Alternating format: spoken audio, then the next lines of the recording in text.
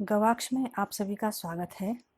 राम लक्ष्मण परशुराम संवाद को 6 भागों में हम पढ़ चुके हैं। आज इसके प्रश्न अभ्यास समझेंगे।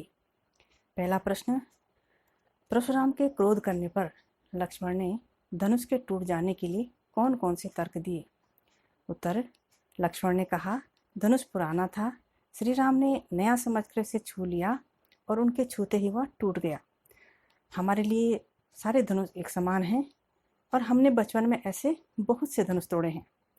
दूसरा प्रश्न, परशुराम के क्रोध करने पर राम और लक्ष्मण की जो प्रतिक्रियाएं हुई उनके आधार पर दोनों के स्वभाव की विशेषताएं अपने शब्दों में लिखिए। तो उत्तर, राम विनम्र, मृदुभाषी और शांत स्वभाव के थे। वे ऋषि मुनियों का सम्मान करते थे, इसीलिए परशुराम के क्रोध करने पर भी वे शांत रहते हुए विनम्रतापूर्वक कहते हैं कि शिव धनुष तोड़ने वाला कोई आपका ही सेवक होगा। अंतन में परशुराम का क्रोध भी अपने विनम्र व्यवहार से राम ही शांत करते हैं। लक्ष्मण चंचल, वाकपटु, निर्भीक और उग्र स्वभाव के थे। वे भी ऋषि मुनियों का सम्मान करते थे, लेकिन अनुचित बात को सहन नहीं करते थे। इसीलिए वे परशुराम के प्रति व्यंग्य और कटुक्तियों का प्रयोग करते हैं, जिससे परशुराम का क्रोध और बढ़ जाता है। प्रश्न क्रमांक 3 और 4 परीक्षा में नहीं पूछे जाते हैं, तो 5वां समझेंगे सीधे।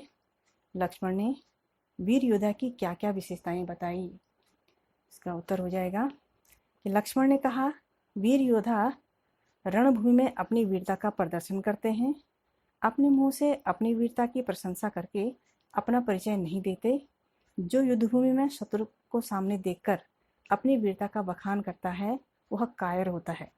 इसके अतिरिक्त लक्ष्मण ने कहा कि वीर योद्धा दुर्बल और सम्माननीय लोगों पर शस्त्र नहीं उठाते, वे धैर्य बनाए रखते हैं और विवेक नहीं खोते तथा शत्रु पक्ष को गाली देकर अपमानित नहीं करते।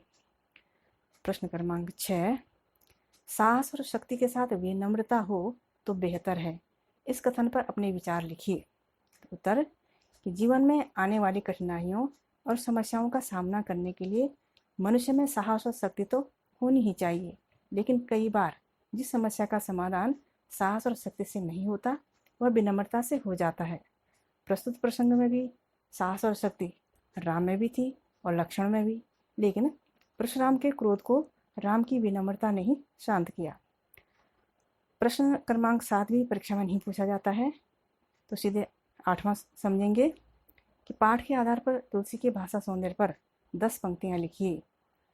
तो पहली पंक्ति, यह पाठ रामचरितमानस से लिया गया है और रामचरितमानस अवधी भाषा में लिखा गया है।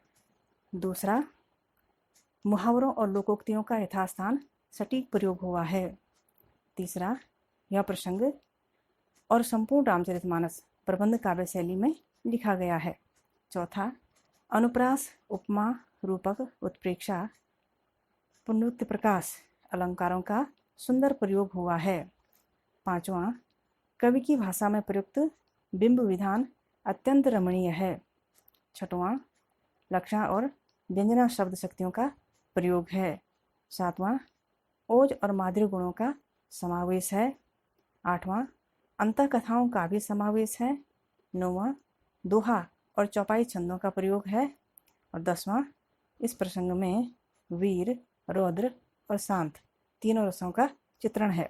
प्रश्न क्रमांक 9 भी परीक्षा में नहीं पूछा जाता है, तो सीधे 10वां समझेंगे। निम्नलिखित पंक्तियों में प्रयुक्त अलंकार पहचान कर लिखिए।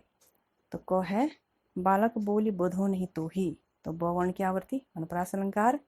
ख है कोटि कुलिस सम वचन तुम्हारा, तो कोटि कुलिस क वर्ण की आवृत्ति अनुप्रास अलंकार और कोटि कुलिस सम वचन तुम्हारा समानता बताई गई है, उपमा अलंकार। और कोटि कुलिस सम वचन तुम्हारा, तुम्हारा एक ही वचन करोड़ों वज्रों के समान है, तो बात को बढ़ा चढ़ा कर कहा गया है, तो अतिशयोक्ति अलंकार। गौ है तुम तो कालू हाँक जनु लावा, तो तुम तो मानो यमराज को आवाज़ लगाकर मेरे लिए बुला रहे हो। तो उपमेय में उपमान की संभावना प्रकट की गई है। उत्प्रेक्षा अलंकार, बार बार मोहि लागे बुलावा, तो बार बार पुनरुक्ति है तो पुनरुक्ति प्रकाश अलंकार। घ लखन उतर आहुति सरिस, समानता बताई गई, उपमा अलंकार। भृगुवर कोप कृशानु, परशुराम की क्रोध रूपी अग्नि, तो रूपक अलंकार है। उपमेय में उपमान का आरोप किया गया है, भेद रहित आरोप, इसलिए रूपक अलंकार। बढ़त देख जल संवचन, बोले रोकुट भानु, तो समानता बताई गई है, उपमा अलंकार। अगली वीडियो में हम गद्य खंड का दूसरा पाठ पढ़ेंगे।